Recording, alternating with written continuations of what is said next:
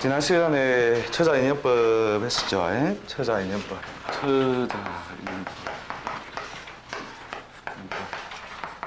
뭐 남자 기준으로 명칭을 붙이는데 배우자 인연법.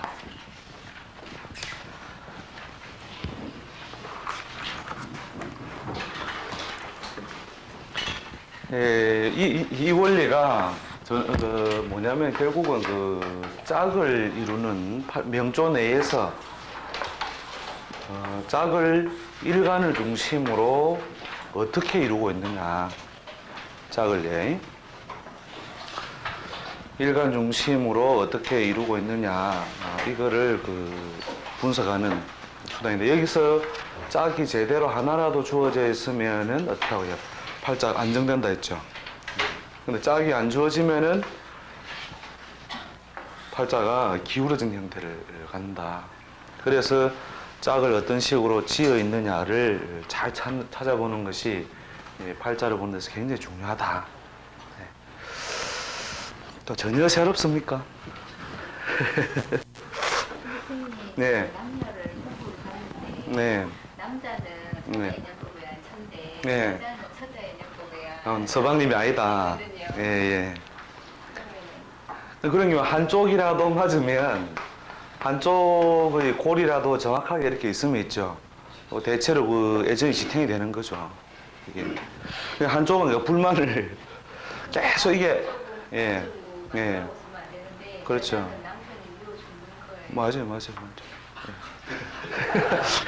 그래요.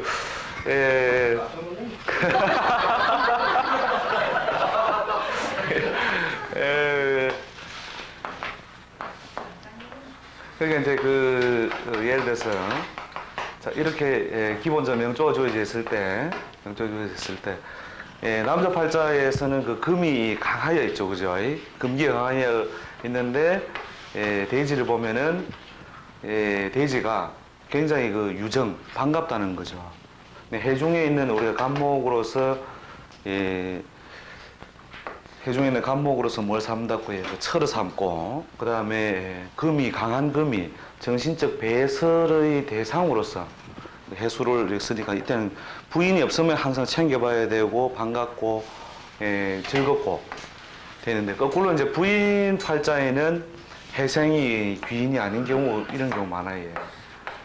예를 들어서 병자 이런 식으로 해서 관성의 자격, 남편의 자격은 있지만 기본적으로 편관이면서 귀인에 속하는 인자니까 정관은 여기 있죠, 그죠? 그런데 언제 만났다? 일찍 만나게 되죠, 그죠? 이 해수를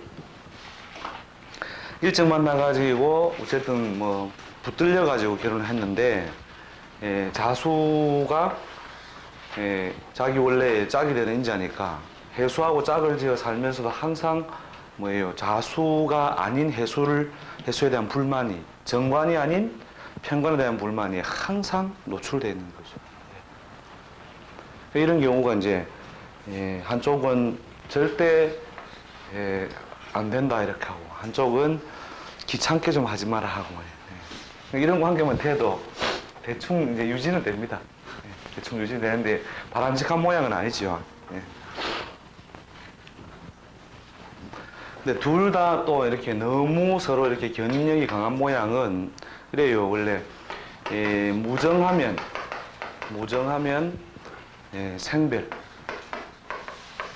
생별하고, 유정하면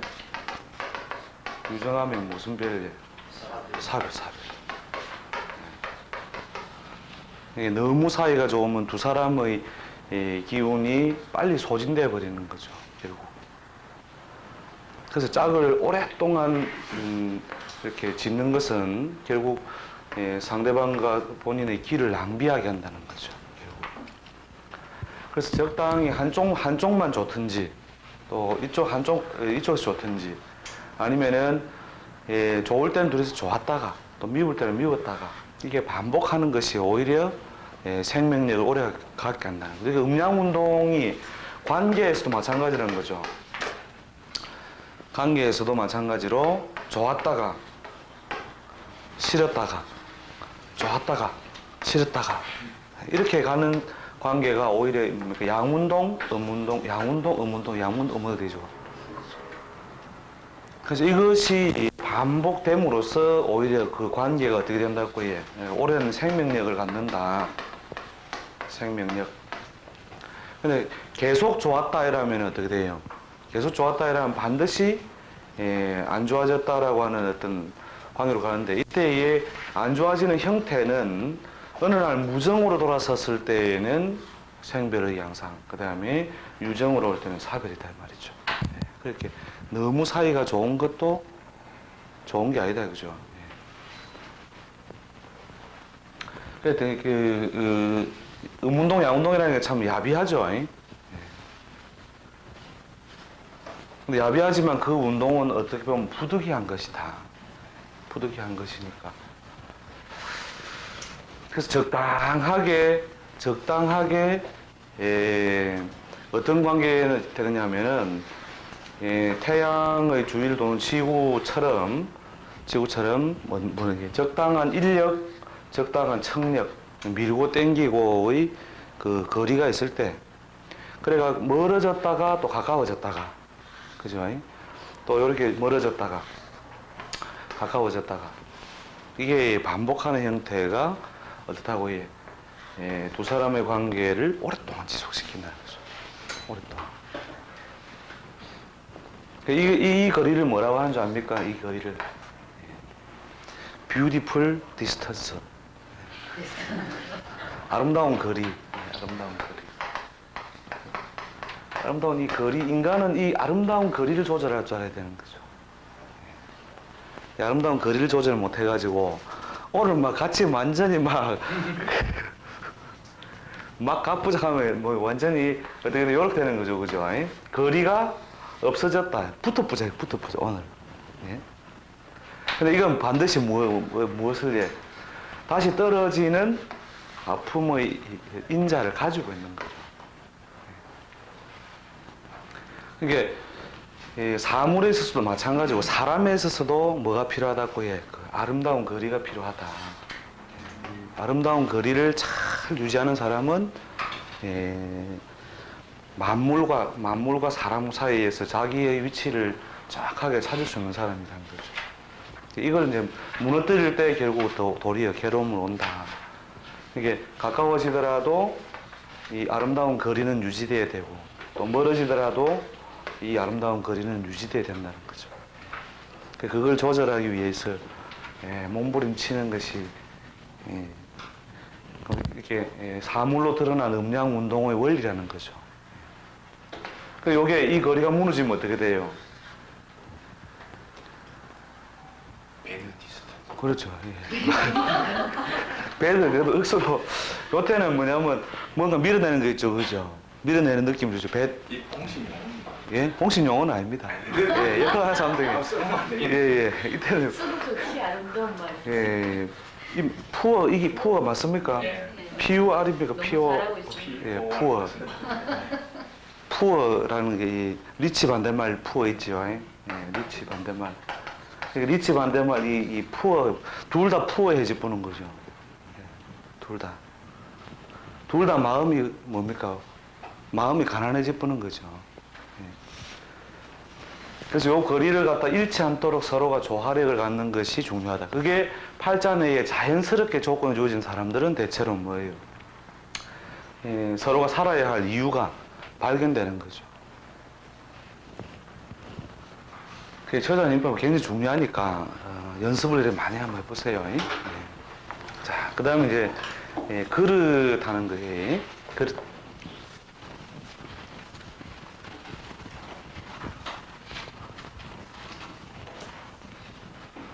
그릇 하는 게 이제 뭐냐면, 사실은 이제 그 격국용신에서 사실은 이 부분이 다루어져야 될 부분인데, 우리 이때가 공부한 거는 뭐냐면 합격이 많다는 거죠, 합격.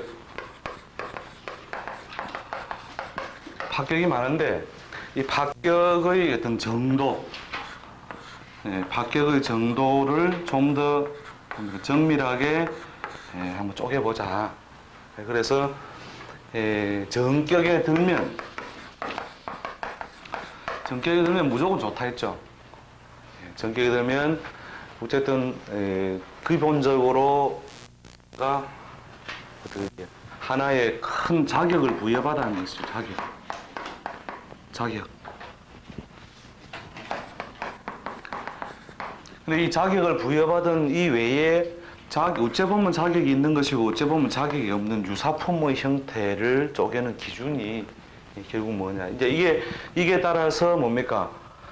똑같은 우리가 사주를 반응하는데 오행적으로 금이 굉장히 반갑다. 금이 굉장히 반가운 어떤 발자당. 예를 들어서 자, 이런 명조 구성을 하고 있으면은 오월염천의 불기운이죠, 그죠? 오월염천의 불기운이 오행적으로 목화가 크게 강화되어 있는 어떤 그런 구조를 하고 있다는 거죠. 이렇게 크게 강화되어 있는 구조를 가지고 있을 때 뭐가 반가워요? 금을 크게 반기는데 뭐냐면 철물을 다루어서 성공한다. 근데 철물은 철물인데 어느 정도 규모겠느냐는 거죠.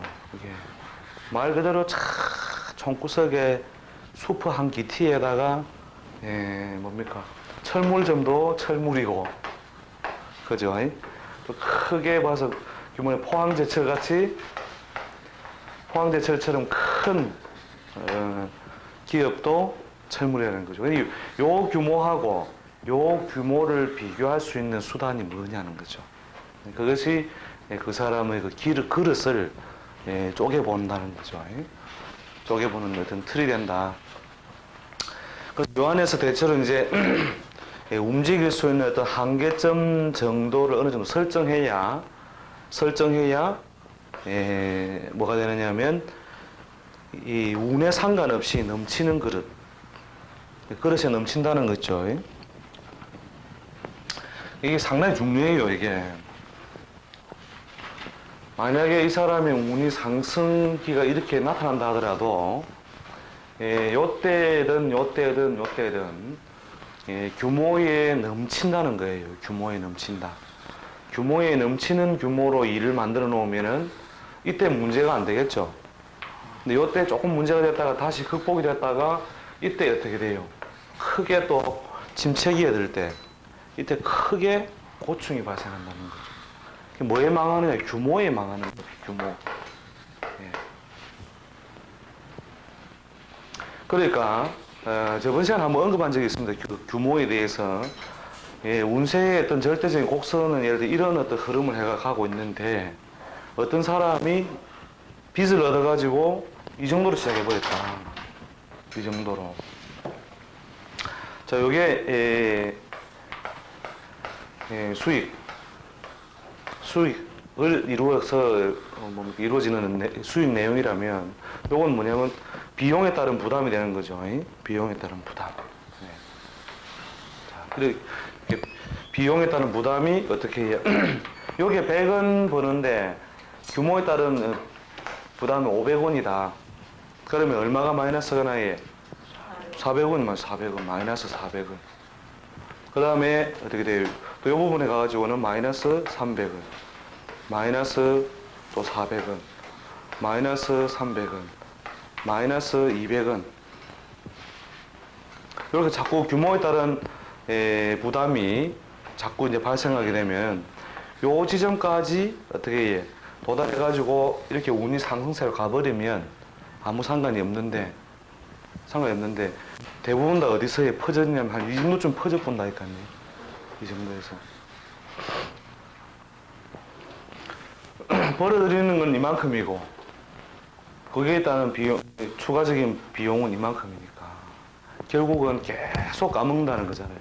만약에 이게 한 달, 두 달, 세 달, 네 달 만에 이렇게 됐다면 이건 충분히 극복 가능한 건데 미안하지만 이게 1년, 2년, 3년, 4년이다 이러면 어찌 됩니까? 보통 여기 가서 손 딱 들어야 되죠. 그죠?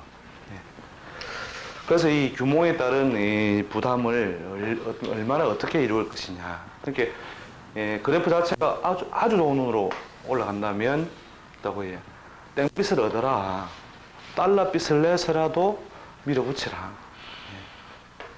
근데 뭐 이런 흐름으로 가고 있을 때는 좋기는 좋은데 아주 완만하게 좋아지고 있다. 이럴 때는 어떻게 해? 요렇게 유도해 줘야 되는 거죠. 요렇게 해가지고 또 규모에 따른 부담은 이런 식으로.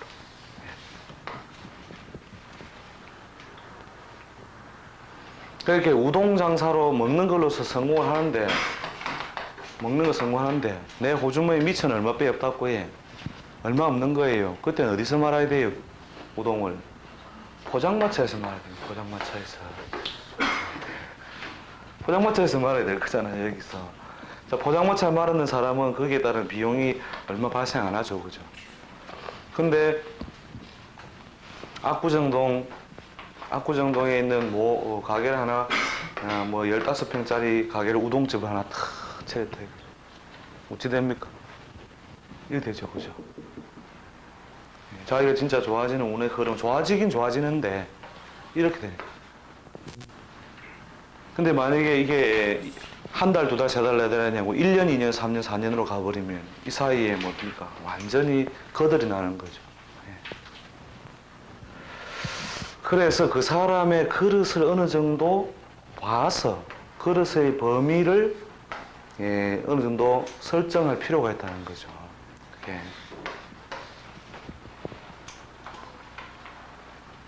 그 그릇의 범위를 설정 안 하면 이렇게 골병이 된다는 거예요. 그래서 운이 좋다 해서 했는데 망했다. 이거 전부 이거예요. 이거. 우동 장사 하면 좋다 해서 우동 장사 했다 이거죠. 근데 왜 하필이면 압구정동에서 비싼 임대를 주는 데서 했느냐 이거죠. 벽돌이 이런 데서 있네. 그렇죠. 운이 부족할 때는 운이 오기는 왔지만 초기에 불과할 때는 이 정도로서 가라는 거죠. 이 정도. 그래서 이게 이 그래프를 만들어 줌으로써 뭐가 효율성을 극대화하자는 거죠. 효율성을 극대화한다는 거죠.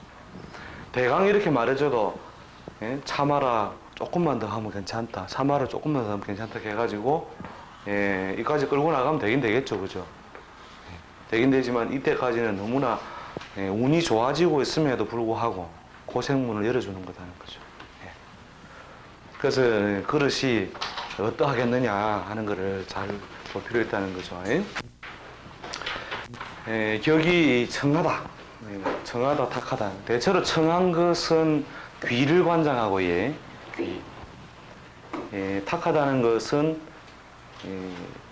부를 관장합니다. 이렇게. 청하면 귀하고 탁하면 부한다.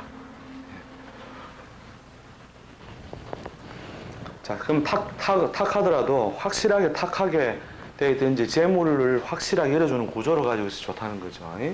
자, 격이 청하다. 관인의 투출이 뚜렷하다. 그 다음에 식신생재가 투출이 뚜렷하다. 관인이 멀지 않고 식상이 재성과 멀지 않다. 그래서 관성과 인수가 팔자 내에서 어떻게 해? 가까이 있고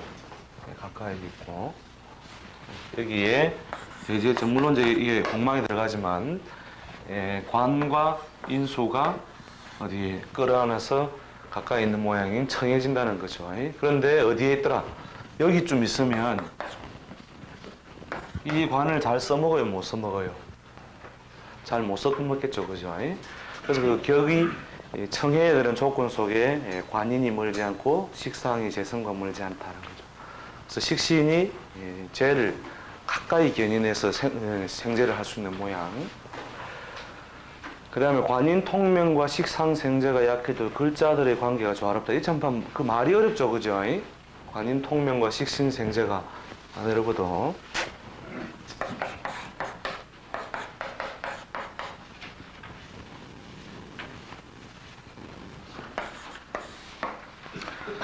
자, 이런 구성에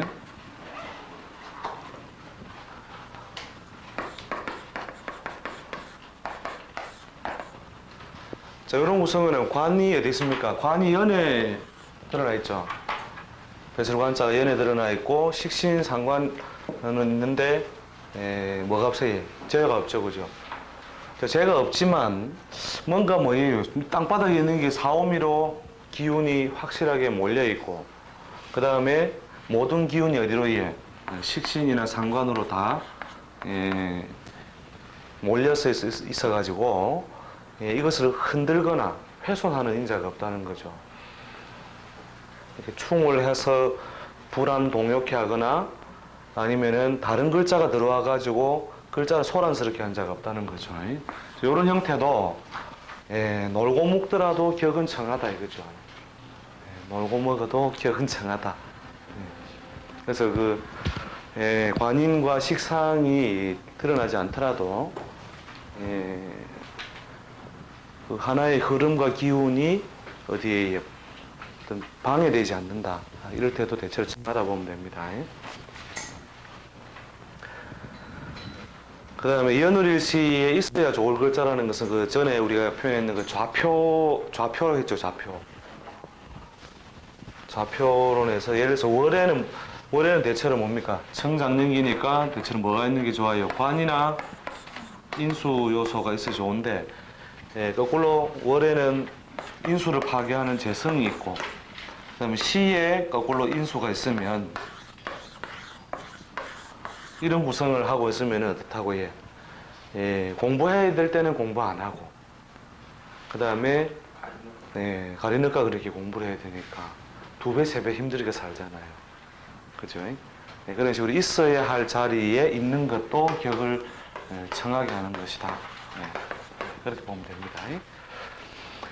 그 다음에 비견, 식신, 재성 등의 글자들이 몰려있어 다른 글들이 강한 것을 깨는 글이 없으면 격이 맑다. 이게 무슨 말이냐면 요 경우예요. 요 경우 만약에 여기에 뭐가 하나 들어오면 자가 들어온다든지 여기에 축이 들어온다든지 자 이렇게 이제 동요시키고 있는 모양이 되면은 그렇다고 격이 안정되어 있는 모양이 아니라 역동적으로 움직이는 모양이 되죠. 그게. 그래서 이제 격이 저런 경우에 탁해지는 거죠. 탁한 게 꼭 나쁜 게 아닙니다. 잘 산다는 개념하고 달라요. 묵고 노는 놈도 격이 청하다 했잖아요, 아까. 격이 청하니까 묵고 논다는 거예요. 격이 청하니까. 근데 탁하면은 이제는 어떻게 가만히 있으려 해도 전화 오지요, 삐삐 오지요. 어디 가면 목욕탕 가도 왔습니까? 회사고요.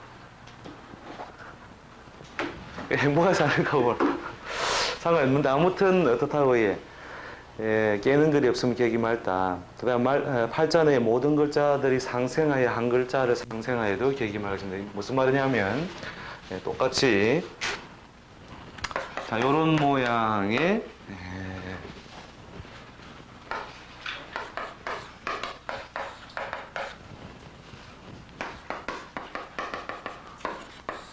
자 이런 모양이 되어 있을 때 오행적으로 뭡니까? 사화, 오화, 정화가 식신, 상관에 전부 다 기운을 줘가지고 다시 식신이 어디로 재를 향해 달리고 있죠.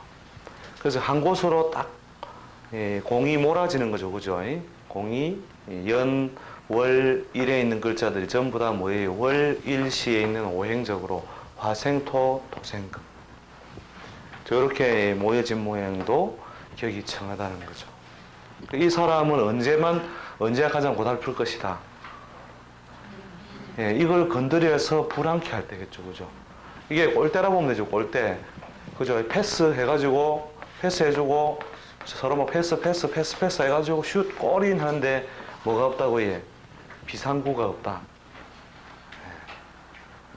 그래서 이 비상구가 동요에게 부서져 버리면 결국 문제가 된다는 거죠.